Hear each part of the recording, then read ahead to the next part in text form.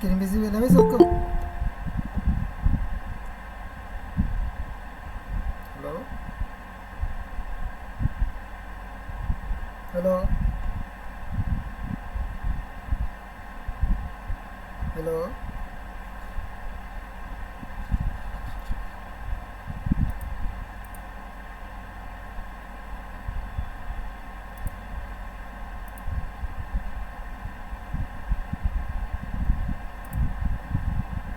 Okay, screen visible है भाई सबको? Yes sir.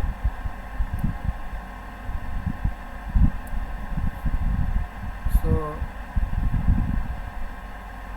yesterday we are discussing about the air conditioning system and what are the requirement for the air conditioning and what is the purpose already discussed. So tell me ke what are the requirement or how the air conditioning is defined. Tell me the definition of air conditioning. Anyone? जल्दी बताओ. What is the definition of air conditioning?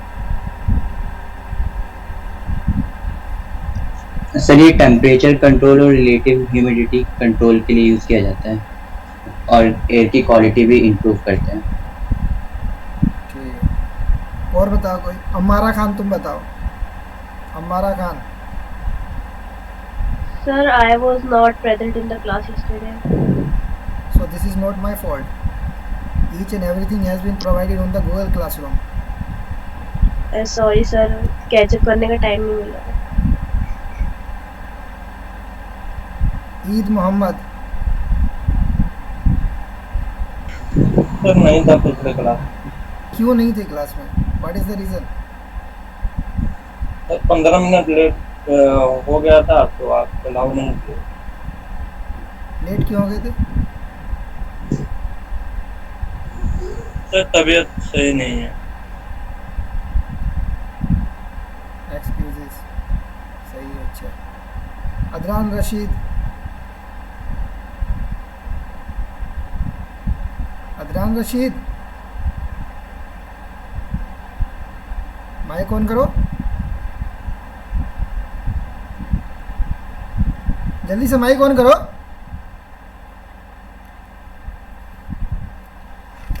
क्या हुआ? Abdul Qadir. Abdul Qadir. Aman Abbas. Yes, sir. What is the air conditioning? Sir, next sir पिछली class में थे नहीं, absent थे. अरे तो पूरे सेमेस्टर एब्सेंट रहो, कौन कह रहा है प्रेजेंट रहने के लिए? If you were not present yesterday, then why you did not discuss it के what is taught today with your friends? Sir कल वाइवा था तो सर वही पढ़ रहे थे. वाइवा क्या तो 24 घंटे पढ़ लेते?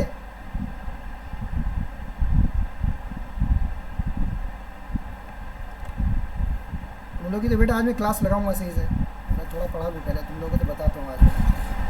मेरा दिमाग ही बहुत ज़्यादा खराब हो रहा है.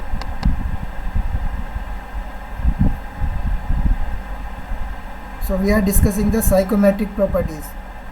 Okay, what are the psychometric properties? So air, यानी कि if we are talking about the air conditioning or if we want to understand the what is the air conditioning, so we must aware what are the psychometric property of air. So first one property is the dry air. So generally the air available, यानी कि dry air के the air which does not consist any moisture, so उसको कहेंगे हम dry air. यानी there is no moisture in that air, or simply the air available in the atmosphere is known as the dry air. यानी जो air available है atmosphere में उसी को हम ड्राई एयर कहते हैं. कोई ड्राई एयर कोई नई चीज़ नहीं है. And each and every one know कि what is the weight percentage of nitrogen and oxygen in the air. 79% nitrogen होती है, 29% जो तुम्हारी, और 21% ऑक्सीजन होती है. मॉइस्ट एयर क्या है तुम्हारी? What is the moist air? यानी this is the mixture of air as well as the water vapour. यानी जो एयर में वाटर की क्वांटिटी अगर मिक्स है, यानी एयर में अगर वाटर ड्रॉपलेट्स जो इंक्लूडेड हैं, then it is known as the moist air, as the name is saying. Dry air there is no water droplets, और मॉइस्ट एयर का मतलब यानी कि it consist some percentage of the moisture. बस it is clear. कि what is the moist air, यानी it consist some percentage of the moisture उसमें रहेगा. It may be 10%, it may B 99%, it may be 98%, कितना भी हो सकता है. Percentage is not defined, but it is defined, यानी it is the mixture of air as well as the moisture, यानी water droplets which are available in the air. Third one is the water vapour. Water vapour यानी कि water vapour यानी the moisture available in the air is known as the generally water vapour. The moisture which is यानी the mixture of air and water droplet is known as the moist air. And simply water vapour क्या है, the moisture जो है, the quantity of moisture in the air is generally हम उसको जो है technically कहते हैं, क्या कहते हैं, वाटर वेपर, यानी इसको हम कहते हैं वाटर वेपर. इसमें मॉइस्चर क्या मतलब क्या हुआ कि moisture is in the air is known as the water vapour. Clear. और generally it is measure in terms of the relative humidity, यानी कितना परसेंटेज है. I have already discuss yesterday कि relative humidity is the percentage of the water vapour in the air, यानी जो हमारे पास air है उसमें वाटर की परसेंटेज कितनी है, यानी मॉइस्चर की percentage. Moisture as well as the water vapour both are the same name, एक ही चीज़ है. टेक्निकली इसको मॉइस्चर भी कह देते हैं और some time technically it is also known as the water vapour. So moisture available in the air is known as the water vapor and it is measured in terms of the relative humidity. Relative humidity is मतलब 10%, 5%, 15%, 20%, 29%, कितने percentage जो उसमें moisture है. Third parameter is the dry bulb temperature and wet bulb temperature and last one is the specific humidity. These three parameters are very much important for properties of the air. Dry bulb temperature, यानी simply if we are measuring the temperature by a thermometer, if we are measuring the temperature of air which is in our room, if we are measuring the temperature of room air by a thermometer, और वो thermometer जो temperature उसका measure करेगा that is known as the dry bulb temperature. Simply it is the temperature of the air which is available in the air. जो temperature किसी भी thermometer से glass tube thermometer से temperature measure by a glass tube thermometer inside a room के temperature को जो हम glass thermometer tube से मेजर करेंगे that is known as the dry bulb temperature. और इसको हम जनरली रिप्रेजेंट करते हैं technically, it is represented by the TDB, यानी टेम्परेचर को मेजर करते हैं कैपिटल T से, और ड्राई बल्ब यानी DB, ये क्या तुम्हारा सबस्क्रिप्ट में है ड्राई बल्ब. तो टेम्परेचर यानी कि इसको टेक्निकली रिप्रेजेंट करते हैं हम TDB से. So it is known as the temperature of the air. Simply I am saying the temperature of the air is 25 degree centigrade. So इसका टेक्निकली मीनिंग हो गया the dry bulb temperature of the air is 25 degree centigrade. Clear. until unless के it is not saying, अगर वो clearly से करा in the question और somewhere as it is saying कि कोई कह रहा है कि wait bulb temperature of the air is 25 degree centigrade, तो वो वेट बल्ब होगा. अदरवाइज सिंपली अगर कोई कह रहा है कि the temperature of the air is 27 degree centigrade, इसका मतलब वो ड्राई बल्ब टेम्परेचर है. यानी सिंपली अगर उसके आगे कुछ पीछे नहीं जुड़ा हुआ है, अगर या तो उसने कह दिया था dry bulb temperature of the air is 25 degree centigrade या 30 डिग्री सेंटीग्रेड, तो वो तो हमारी बात समझ में आ रही है कि ठीक है ड्राई बल्ब टेम्परेचर है. अगर सिंपल सी लैंग्वेज में ये भी लिखा हुआ है the temperature of the air is 25 degree centigrade, so वो भी क्या है तुम्हारा ड्राई बल्ब टेम्परेचर है. हाँ, उसके आगे अगर वेट बल्ब लगा दिया है तब वो अलग चीज़ हो जाएगा. So simply temperature measure by this glass tube thermometer is known as the dry bulb temperature, यानी कि रूम का टेम्परेचर. बट अगर if we are using a cloth, wet cloth हमने जो है इस पर क्या कर दिया, जो इसकी टिप है यानी कि जो बॉटम टिप है, the bottom tip of the glass tube thermometer पे हमने वेट क्लॉथ को क्या कर दिया, उसके ऊपर हमने क्या कर दिया, कवर कर दिया. The tip of the glass tube thermometer is covered by a wet cloth. Wet cloth को अगर हमने कवर कर दिया, so now the temperature of the air measure by this glass tube thermometer is known as the wet bulb temperature. Difference समझ में आ गया क्या है. यानी कि simply if we are measuring the temperature by the tip, यानी glass tube thermometer से अगर हम टेम्परेचर मेजर कर रहे हैं, उस पर कोई भी यानी कि is the tip of the, यानी इसका जो बॉटम पार्ट है थर्मोमीटर का, इसको हमने कवर नहीं किया है किसी भी वेट क्लॉथ से, तो that is known as the simply dry bulb temperature. और अगर हम उसको वेट क्लॉथ से हमने उसको कवर कर दिया है, If we have covering the wet this tip by a wet cloth, then it is known as the wet bulb temperature. समझ में आ गया डिफरेंस? Yes, sir.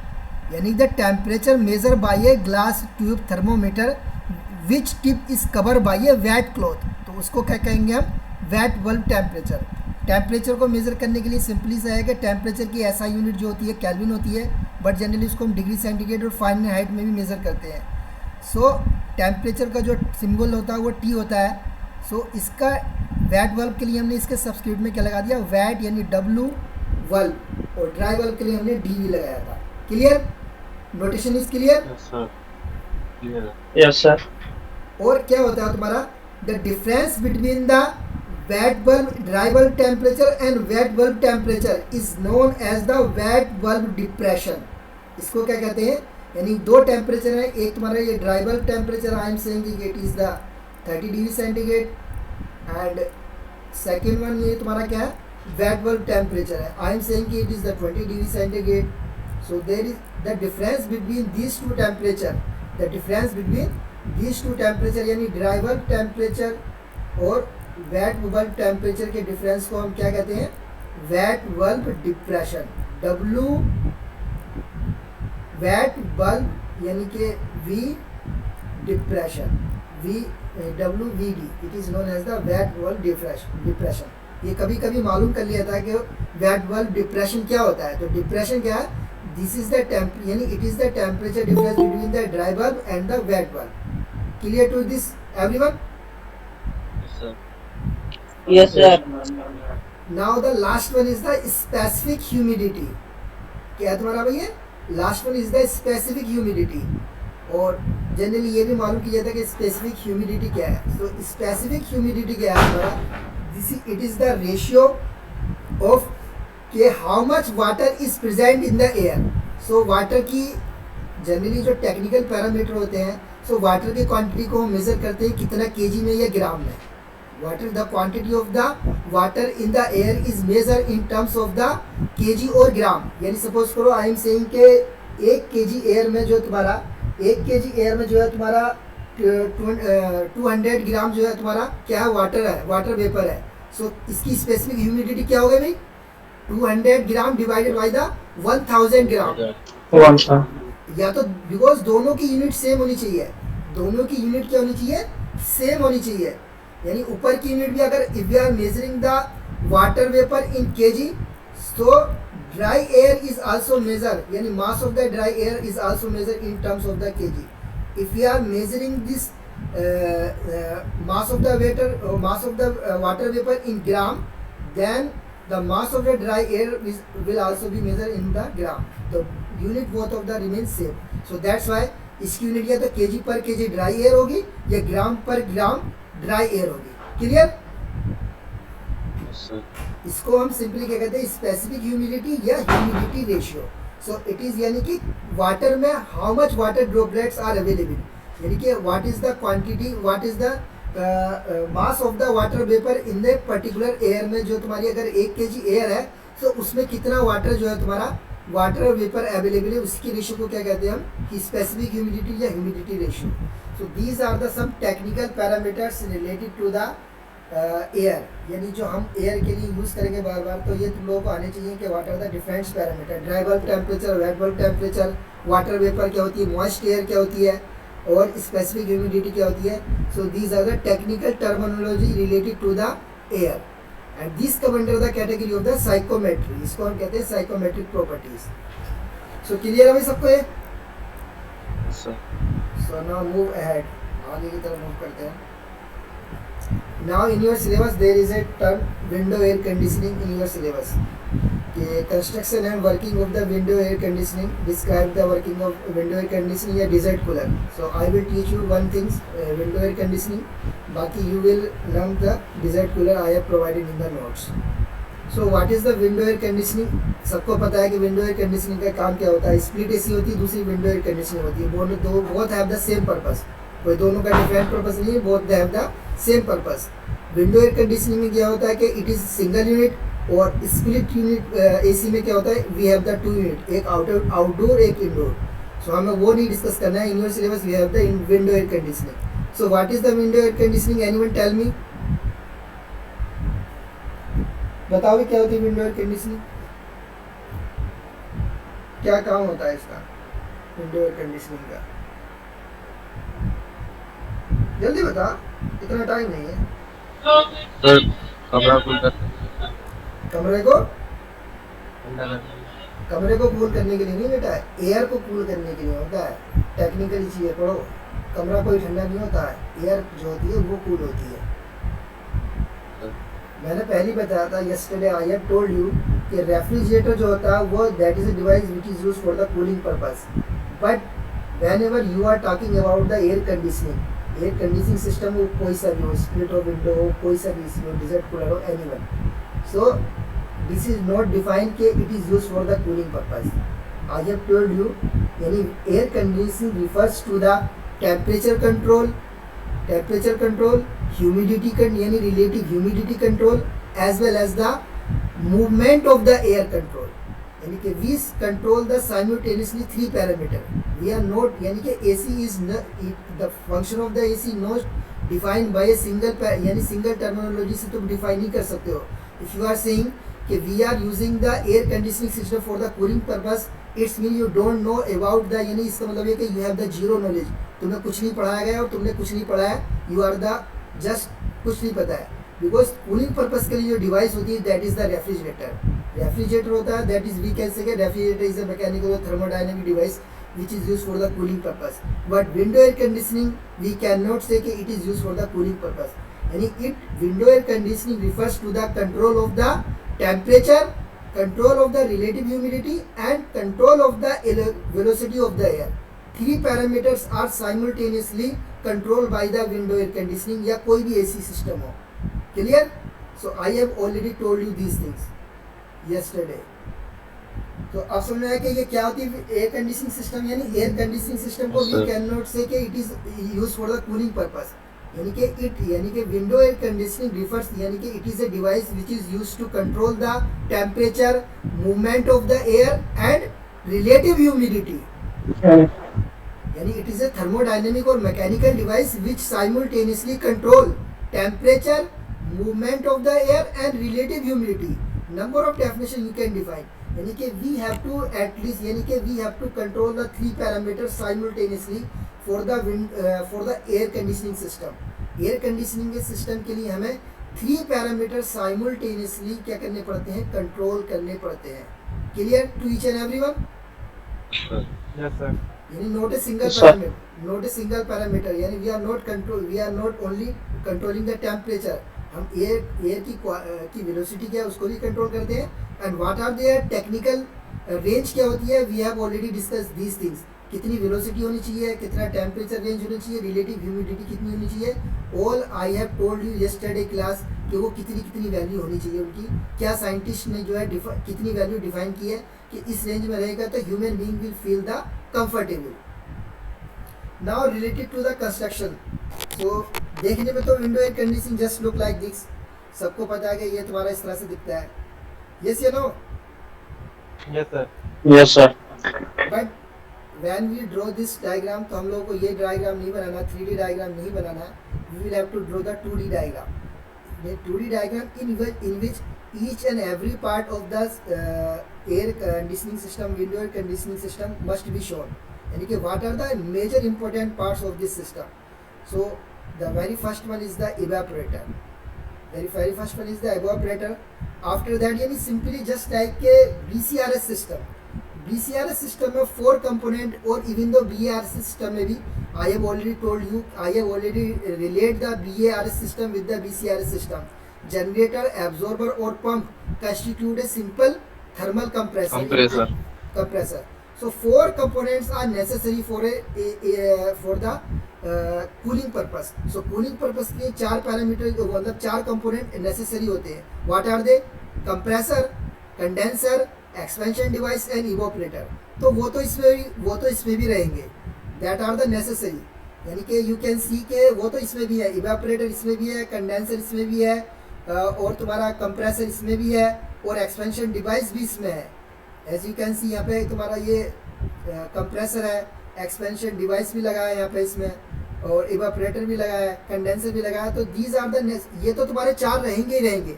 एडिशनल इसके अलावा इसमें 2 चीज़ें और एक्स्ट्रा होती हैं। First one is the blower, एक होता है तुम्हारा ब्लोअर और दूसरा होता है fan. These are the additional component, यानी कि जो BCRS सिस्टम में, यानी कि किसी भी रेफ्रिजरेशन सिस्टम में, यानी कूलिंग पर्पस के लिए 4 मेजर कंपोनेंट्स तो रिक्वायरमेंट होती है। But in case of the window air conditioning we need some additional devices that are known as the blower and fan. ये तुम्हारी इसमें एडिशनल डिवाइसेस है। सो अगर जैसे कि उसमें रेफ्रिजरेंट होता है, in case of the refrigerator we have a refrigerant, similarly यहाँ पे भी एक रेफ्रिजरेंट होगा और वो तुम्हारा उस साइकिल में वर्क करेगा। यानी कि वो साइकिल जो तुम्हारी जो क्लोज साइकिल है, यानी कंप्रेसर वाली, कंप्रेस करेगा। जब एवापोरेटर से जब तुम्हारा रेफ्रिजरेंट आएगा तो वो वेपर फॉर्म में आएगा, लो प्रेशर लो टेम्परेचर पे होगा, उसको हम कंप्रेस करेंगे हाई प्रेशर हाई टेम्परेचर में। उसके बाद वो कंडेंसर में जाएगा। कंडेंसर में क्या होगा उसका भाई, there is a phase change, यानी कंडेंसर क्या होता है, कंडेंसर इज ए मैकेनिकल और thermodynamic device which converts the vapor into liquid by absorbing the latent heat of vaporization, so वो क्या करेगी, जो हाई प्रेशर जो हमारे पास जो वेपर है उसको हाई प्रेशर लिक्विड में कन्वर्ट करेगी। After that it will pass through the expansion device. वो जो साइकिल है वो तो होनी है इसमें, यानी refrigerant will pass through the expansion device, और एक्सपेंशन डिवाइस में क्या होता है, there is a drop in the pressure and we control the कि कितना जो हमारा फ्लूइड को जो है उस एक्सपेंशन डिवाइस से पास होना, because it is a very narrow size जो है, नैरो डायमीटर ट्यूब्स होती है।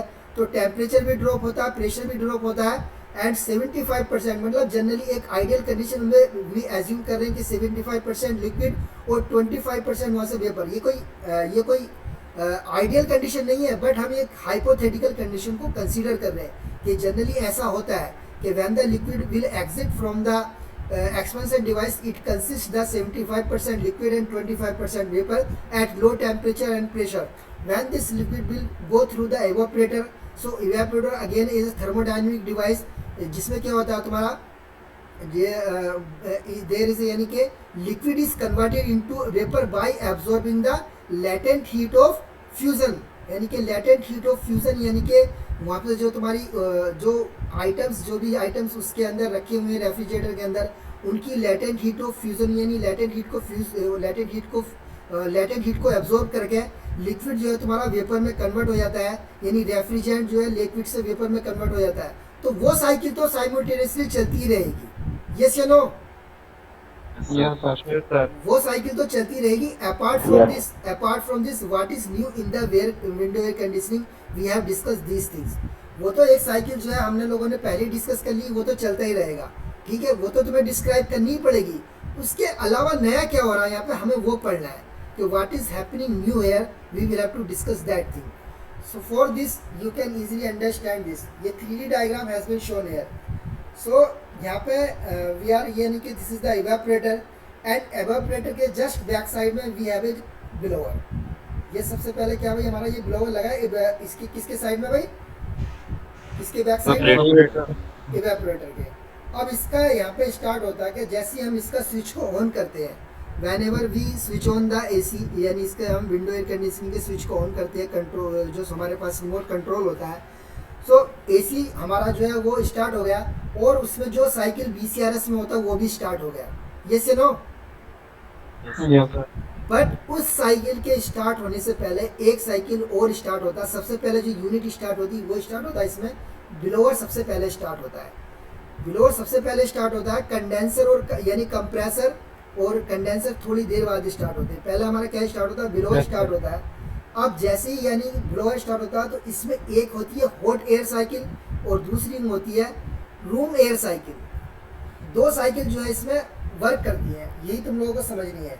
वो तो तुम लोगों ने समझ ली कि एक साइकिल जो हमारी BCRS सिस्टम में होती है, एयर कंडीशनिंग में मतलब रेफ्रिजरेटर में होती है, वो तो एक साइकिल चल रही है, वो तो सबको पता है। इसमें न्यू साइकिल कैसी होती है और how we feel the comfortable, कैसे हम ह्यूमिडिटी कंट्रोल करते हैं, कैसे हम टेम्परेचर कंट्रोल करते हैं, कैसे एयर कंट्रोल करते हैं, वो हमें जो होता है उसके लिए 2 साइकिल हमें समझनी है, एक रूम एयर साइकिल और एक हॉट एयर साइकिल। एक साइकिल तो वो हम लोगों ने समझ रखी है, हमें ये 2 साइकिल और समझनी है। एक रूम एयर साइकिल और दूसरी कौन सी भाई? और ठीक है cold air cycle. Hot air cycle. Room air cycle क्या होती है ये समझनी है हमें सबसे पहले। सो भाई सपोज करो ये हमारा ब्लोअर स्टार्ट हो गया। अब जैसे ही ब्लोअर स्टार्ट होता है सो ब्लोअर का यहाँ पे जो काम होता है इट पुल्स, यानी ये अपनी तरफ को खींचता है जो रूम की एयर होती है, the air which is inside the room, because इसका कुछ पोर्शन जो है तुम्हारा यानी कि सम पोर्शन ऑफ दिस, यानी कि ये पोर्शन तुम्हारा रूम के अंदर रहता है और कुछ पोर्शन इसका रूम के बाहर रहता है। ऐसी तो होता नहीं है। Yes sir.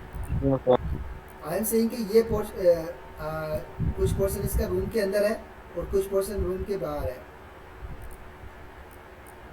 I am saying कि अगर मैं कह रहा हूँ कि इसका कुछ पोर्शन ये समझ लो कि ये रूम के अंदर है, कुछ पोर्शन इसका यानी कि रूम के अंदर है, बाकी वो वाला पोर्शन बैक साइड वाला जो है रूम के बाहर है। सो ये वाला पोर्शन रूम के अंदर है, यानी कि we have the facing towards this room, ये रूम के इनसाइड में है।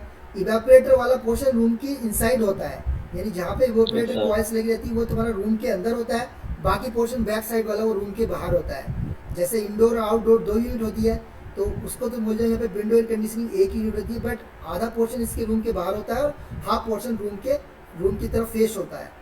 तो ब्लोअर जब स्टार्ट होता है तो इट विल पुल्स, जो रूम की एयर होती है उसको ये अपनी तरफ क्या करता है, खींचता है।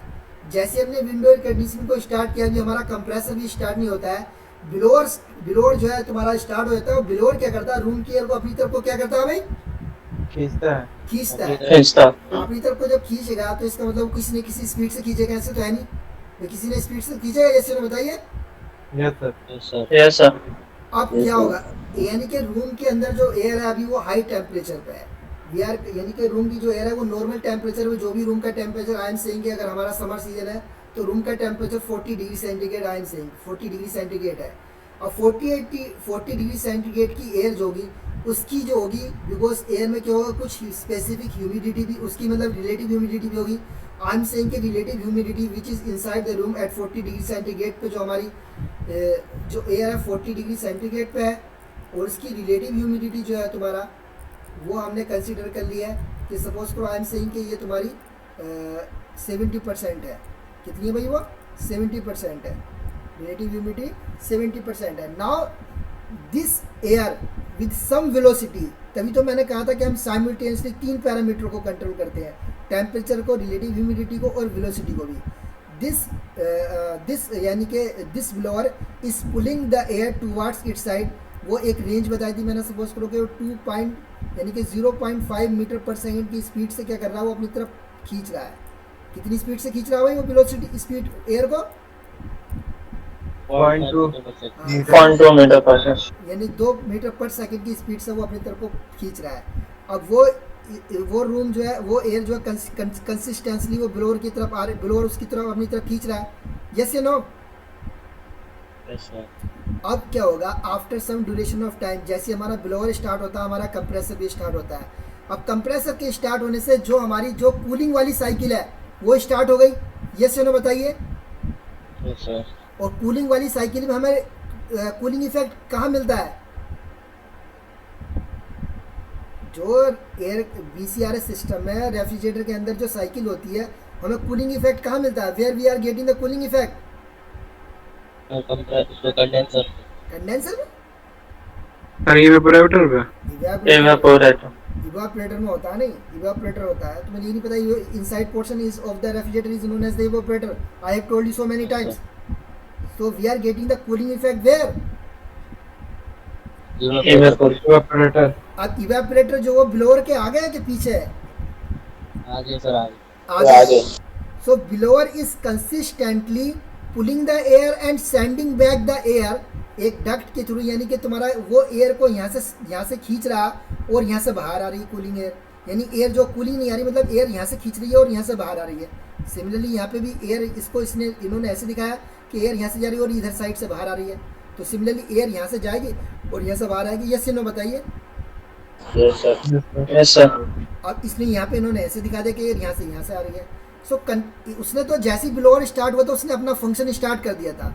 अब जब एयर क्या होगा, बिफोर एंट्रिंग यानी कि बिफोर रीचिंग द ब्लोअर के पहुंचने से पहले जब ये इवेपोरेटर जब क्या हो जाएगा, तुम्हारा कूलिंग इफेक्ट प्रोवाइड करने लगेगा, तो वो एयर तुम्हारी इवेपोरेटर के ऊपर से पास होगी या नहीं होगी? इवेपोरेटिंग की जो कॉइल है उसके ऊपर से पास होगी या नहीं होगी? यस नो बताइए। अरे यस नो बताओ। Yes. आवाज नहीं निकल रही, क्या हुआ? Yes sir. Have you ever seen the evaporating coil जो है रेफ्रिजरेटर के अंदर कहाँ होती है? किसी ने देखा है कहाँ होती है इवेपोरेटिंग कॉइल? कहाँ यस होती है? सर। सर फ्रीजर में होती है, फ्रीजर। फ्रीजर में होती है। फ्रीजर में होती है तो फ्रीजर में क्या होता है, और उसके साथ साथ जहाँ पे इवेपोरेटिंग कॉइल होती है उस पर क्या होता है उस पोर्शन में? If we are putting the liquid, यानी कि if we are putting the liquid water there, तो it will be convert into ice. Yes you know, yes sir. Yes, sir. Yes sir. It's mean we are getting the maximum refrigeration effect there. Yes sir. Yes sir. अब ये जो cooling, जो ये जो तुम्हारी evaporating की जो coil है, these are known as the cooling coil. इसके यानी कि रेफ्रिजरेंट क्या होता है, रेफ्रिजरेंट यहाँ पे इतना ज़्यादा ठंडा हो जाता है कि इन कूलिंग कॉइल के ऊपर ये ऑलवेज क्या होता है, तुम्हारा वाटर ड्रॉपलेट्स रहती है। Always there is a water droplets are available above this evaporating coil, यानी इवेपोरेटिंग कॉइल के ऊपर, बिकॉज रेफ्रिजरेटर जो इनसाइड है, inside the there is inside में क्या हमारा रेफ्रिजरेंट है कूलिंग कॉइल के अंदर, उसके अंदर जो रेफ्रिजरेंट है वो क्या कर देता है, इस कूलिंग कॉइल को इतना ठंडा कर देता है कि इसके अंदर इसके यानी इस जो भी मॉइस्चर होती है यहाँ पे अवेलेबल, वो इसके ऊपर क्या हो जाती है, कंडेंस हो जाती है। किसके ऊपर कंडेंस हो जाती है? कूलिंग कॉइल के ऊपर। यस या no? Yes sir. Yes sir. Now the air, जो तुम्हारी रूम एयर जो है ये ब्लोअर अपनी तरफ को खींचेगा, वो कूलिंग कॉइल के ऊपर से पास होगी या नहीं होगी? बताइए। Yes sir. और जो एयर है उसमें वाटर, उसमें उसकी रिलेटिव ह्यूमिडिटी मैंने बताया कि 70% है। इसका मतलब उसमें जो है 70% वाटर है या नहीं है? बताइए। Yes sir. Yes sir. तो वो जब वाटर जो है, जब वो एयर इस कूलिंग कॉइल के ऊपर से जब पास होगी, द एयर विल, यानी ब्लोअर जब उस एयर को अपनी तरफ खींचेगा और उसके उसमें जो वाटर ड्रॉपलेट्स हैं वो जब कूलिंग कॉइल के ऊपर पास होंगी, तो क्या होगा, वो अगेन क्या होगा, वो वाटर यानी कि जो उसके अंदर मॉइस्ट एयर है, यानी कि जो मॉइस्चर है वो तुम्हारा वाटर ड्रॉपलेट्स में कन्वर्ट हो जाएगा नहीं हो जाएगा, यानी वो कंडेंस हो जाएगा नहीं हो जाएगा? ये सुनो बताइए। Yes sir. सो इसकी रिलेटिव ह्यूमिडिटी क्या हो जाएगी, कम हो जाएगी नहीं हो जाएगी? आई एम सेइंग कि now the relative humidity is 40%, यानी कि जो है कंडेंस होने के, यानी कि जब ये इसके पास होती है, यानी कि एयर की जो एयर इनसाइड द एयर थी उसकी रिलेटिव ह्यूमिडिटी 70% थी। Now after passing over the cooling evaporating coils, the relative humidity of the air becomes कितनी हो जाती है? 40% हो जाती है। तो रिलेटिव ह्यूमिडिटी चेंज हुई नहीं हुई? बताइए। Yes sir.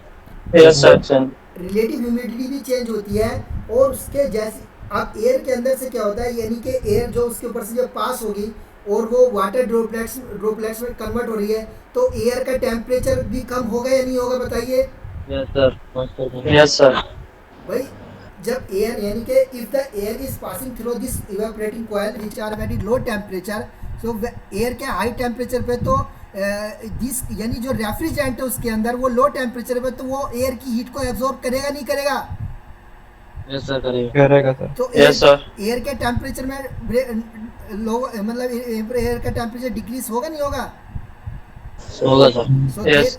there is a decrement in the temperature also, and simultaneously जो स्पीड है ब्लोअर, उसको तो स्पीड, वो ब्लोअर तो खींच रहा है उस स्पीड को, जैसी एयर थोड़ा और लाइट हो जाती है, बिकॉज उसमें क्या पहले मॉइस्चर कंटेंट ज़्यादा था, उसमें क्या था, वो उसका टेम्परेचर भी ज़्यादा था, तो टेम्परेचर भी कम हो गया और उसमें क्या तुम्हारी रिलेटिव ह्यूमिडिटी भी कम हो गई, तो ब्लोअर उस एयर की स्पीड को भी क्या कर देता, थोड़ा समहाउ, यानी ज़्यादा नहीं, कुछ परसेंटेज में उसकी स्पीड को भी क्या कर देगा, इंक्रीज कर देगा। नाउ जो ब्लोअर क्या कर रहा था, वो ब्लोअर क्या कर रहा था, उसको खींचेगा और खींच के वो स्ट्राइक हो गया, again it will send that air into the room again, यानी इस तरफ से वो एयर जाएगी और यहाँ से तुम्हारी एयर, कूलिंग एयर, यानी कि वो क्या होगी, वो ब्लोअर दो काम करेगा, एयर को खींचेगा भी, पुल भी करेगा, और उस एयर को क्या करेगा, send back that air into the room again. वो किसका काम है भैया? वो इज परफॉर्मिंग दिस, ब्लोअर का काम है, यानी वो एयर को पुल भी कर रहा है और उसके बाद उसको थ्रो बैक भी कर रहा है into the room. So it is done by the blower. So now hot air, यानी कि हमारे पास जो एयर थी वो हाई टेम्परेचर पे क्या आ रही थी इनसाइड द ये तुम्हारी यानी इसके इवोपरेटिंग कॉइल के अंदर जा रही है, उसके बाद वो ठंडा होकर क्या तुम्हारी वापस आ जा रही है। तो ये साइकिल तुम्हारी ये साइकिल यही कंटिन्यूसली चलती रहती है।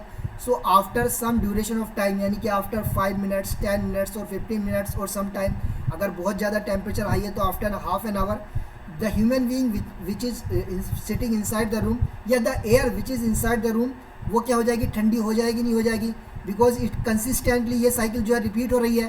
तो एयर का टेम्परेचर कम हो जाएगा नहीं हो जाएगा जो इनसाइड द रूम होगी, ये सुनो बताइए। हो जाएगा। Yes sir. So that's Y हम जो भी जहाँ पे भी हमारा ये विंडो एयर कंडीशनिंग या कोई भी एयर कंडीशनिंग लगा होता है, हम रूम को बंद क्यों रखते हैं, why we are room remain in the close condition, क्या रीज़न होता है उसका, कोई बताएगा मुझे? सर जो रूम में हवा रहती है वही वापस हाँ आती रहती है। वो सर्कुलेट होती रहेगी, वो क्या होगी, सर्कुलेट होती रहेगी। अगर हम रूम को खोल देंगे ऐसी बात नहीं, ठंडा तो होगा, बट क्या होगा हमारा टेम्परेचर डिफरेंस बहुत कम रहेगा, बिकॉज जो एटमॉस्फेयर में जो है एयर है और उसका सोर्स क्या इनफाइनाइट है, तो वो तो एयर कंटिन्यूसली आती रहेगी उसको, और कोई भी डिवाइस नहीं ऐसी नहीं जो इनफाइनाइट सोर्स की चीज़ को ठंडा कर सके। यस या no? Yes sir. So that's why जहाँ पे भी ये एसी वगैरह लगे होते हैं वो हम उसको हमेशा क्या रखते हैं, क्लोज कंडीशन में रखते हैं। तो ये होती है, this is known as the room air cycle, इसको कहते हैं हम रूम एयर साइकिल। यानी कि ये तुम्हारी जो एयर थी रूम के अंदर वो हाई टेम्परेचर पे उसको ब्लोअर क्या कर रहा था, अपनी तरफ पुल कर रहा है, but when the air is passing over the evaporating coil, so there is a change in the relative humidity, there is a change in the temperature, and blower क्या कर रहा है, when it is throwing back that, उसको जब temperature में भी change हो गया, उसकी रिलेटिव ह्यूमिडिटी में भी चेंज हो गया, now the blower is sending back that air at low temperature and with high velocity into the room again back. So this is known as the room air cycle. सबको समझ में आ गया ये रूम एयर साइकिल की कैसे ठंडा हो रही है रूम की एयर? Yes sir. तो ये तो दूसरी साइकिल हो गई। एक साइकिल तो जो रेफ्रिजरेटर के अंदर चल रही है, जैसे जो तुम्हारी BCRS सिस्टम में चलती है वो तो चल रही है कंटिन्यूसली, ये दूसरी साइकिल हुई। अब दूसरी होती है तुम्हारी तीसरी साइकिल होती है hot air cycle. Hot air cycle क्या है? सो हॉट एयर साइकिल जो है simply in case of the BCRS system, यानी BCRS सिस्टम हमारे पास कंडेंसर था, यस या नो? अरे कंडेंसर था नहीं था? Yes sir. Yes sir. Yes sir था। तो यहाँ पे भी कंडेंसर है, यू कैन सी हियर के यहाँ पे भी कंडेंसर है, तुम्हारा कंडेंसर यहाँ पे भी लगा हुआ है। अब क्या होगा, कंडेंसर जो है तुम्हारा यहाँ पे लगा हुआ है, सपोज करो ये कंडेंसर लगा हुआ है, क्या तुम्हारा पे ये जो तुम्हारी कंडेंसर कॉइल है, these are the condenser coil. Yes या नो? सबको विजिबल है? Yes sir. Yes sir. अब these are the condenser coil. Condenser coil क्या करेंगी, कंडेंसर कॉइल के बैक साइड में यानी कि यू कैन सी हेयर कि यहाँ पे यानी कि एक मोटर लगी है, वो मोटर क्या कर रही है, हमने गियर से क्या कर दिया, गियर से एक ब्लोअर लगा है, तो ब्लोअर हाई स्पीड से रोटेट करता है, और उसके अपोजिट साइड में तुम्हारा फैन भी लगा है, फैन भी रोटेट करेगा, यस या no? But speed are different, दोनों की स्पीड हम डिफरेंट कर सकते हैं अगर हमने डायमीटर यानी गियर लगा दिया इसमें, तो यानी इसकी शाफ्ट या डायमीटर चेंज कर दिया हमने तो इसका। सो ये फैन भी क्या करेगा, यस या नो? रोटेट करेगा, this fan also rotating, yes या no? Yes sir. Yes sir. अब हमारी शुरू होती है कि ये रूम हॉट एयर साइकिल क्या है। अब रेफ्रिजरेंट ने जो भाई ये रेफ्रिजरेंट क्या कर रहा है हमारा, कि रेफ्रिजरेंट यहाँ से इवेपोरेटिंग से क्या कर रहा है, इवेपोरेटिंग में यहाँ से कूलिंग इफेक्ट करके रेफ्रिजरेंट क्या कर रहा है, कूलिंग प्रोवाइड करा के वो वेपर में कन्वर्ट हो जाता है। रेफ्रिजरेंट कन्वर्ट होने के बाद उसको कंप्रेस कर देता है, हाई टेम्परेचर प्रेशर पर क्या हो जाता है, वो रेफ्रिजरेंट है। रेफ्रिजरेंट या हाई टेम्परेचर प्रेशर पे है, इसका मतलब उसकी एनर्जी ज़्यादा है, उसका टेम्परेचर ज़्यादा है, वो किसके अंदर जाएगा, कंडेंसर कॉइल के अंदर जाएगा, यस या no? Yes sir. Yes sir. अब क्या होगा, कंडेंसर कॉइल के बैक साइड में हमारा लगा हुआ है, वो लगा हुआ हमारा एक फैन लगा हुआ है। वो फैन क्या करेगा, जो हमारी एटमॉस्फेयर में एयर है, एटमॉस्फेयर में जो एयर है उसका कुछ ना कुछ तो टेम्परेचर है, आई एम सेइंग कि 40 डिग्री सेंटीग्रेड 38 डिग्री सेंटीग्रेड कुछ ना कुछ तो टेम्परेचर है जो एटमॉस्फेयर की एयर है, यस या no? Yes sir. Yes sir. उस एयर को क्या करेगा, ये फैन अपनी तरफ पुल करेगा, जैसे कि ब्लोअर अपनी तरफ पुल कर रहा था वैसे ही फैन भी क्या करेगा, उस एयर को क्या करेगा, पुल करेगा। अपनी तरफ क्या करेगा, पुल करेगा, यानी खींचेगा। ये भी तो हॉट एयर साइकिल शुरू होगी। अब कंडेंसर के क्या कहते हैं, कंडेंसर के अंदर जो रेफ्रिजरेंट है उसका टेम्परेचर, जो एयर जो है इस कॉइल के ऊपर, यानी कि जो ये फैन अपनी तरफ को एयर को खींच रहा है, उसका temperature suppose I am saying कि 40 डिग्री सेंटीग्रेड है, आई एम सेइंग कि उसका टेम्परेचर क्या भाई हो 40 डिग्री, एक एग्जांपल ले ले, चलो 42 ले लेते हैं, 41 है तो 42 डिग्री सेंटीग्रेड है, the temperature of the refrigerant is 42 degree centigrade which is flowing inside the air का टेम्परेचर 42 डिग्री सेंटीग्रेड है, जो तुम्हारी इस फैन से जो हम खींच रहे हैं अपनी तरफ को, यानी कि फैन जो खींच रहा है अपनी तरफ को इसके अंदर, ये तुम्हारा जो एयर आ रही है, यानी जो एयर आउट एटमॉस्फेयर की आ रही है. Now this air will pass through the condenser coil, yes या no? Yes, sir. Yes, sir. जैसे कि रूम एयर जो तुम्हारी इवेपोरेटिंग कॉइल के ऊपर से पास हो रही थी, सिमिलरली तुम्हारा क्या होगा, तुम्हारा ये जो तुम्हारी ये रूम आउटसाइड की एयर है, यानी कि जो फैन है वो एयर जो है तुम्हारा कंडेंसर कॉइल के ऊपर से पास होगी, यस या no? Yes, Yes, sir. Yes, sir. अब इसके अंदर जो रेफ्रिजरेंट है ऑलरेडी उसका टेम्परेचर क्या होता है तुम्हारा कंपेरेटिवली जो है, मतलब आई एम सेइंग कुछ भी तुम एज्यूम कर सकते हो कि आई एम नॉट, ये तुम्हारा 30 भी हो सकता है, 50 भी हो सकता है, कुछ भी एज्यूम कर सकते हो तुम. सो सपोज करो कि वो 50 है, this is the more than the 30 भी हो सकता है, 30 कम भी हो सकता है, यानी कि एटमॉस्फेयर के एयर से कम भी हो सकता है, ज़्यादा भी हो सकता है, ऐसा कोई कंपल्सरी नहीं होता. रेफ्रिजरेंट की क्वालिटी के ऊपर डिपेंड करता है कि रेफ्रिजरेंट मैक्सिमम कितना टेम्परेचर तक हीट हो सकता है. So for example we are assuming के टेम्परेचर 50 डिग्री सेंटीग्रेड है now, so that you can easily understand. और जो रूम एयर जो एयर आ रही है बाहर से एटमॉस्फेयर, उसका टेम्परेचर कितना 42 डिग्री सेंटीग्रेड. सो जो तुम्हारा अभी जो एयर है, ये एयर जब इस यानी कि कंडेंसर कॉइल के ऊपर से पास होगी तो एयर का टेम्परेचर, यानी एयर क्या करेगी, उसकी हीट को एब्जॉर्ब करेगी नहीं करेगी, जो रेफ्रिजरेंट करेगी नहीं करेगी, करेगी सर. थोड़ा बहुत करती है, करे ना करे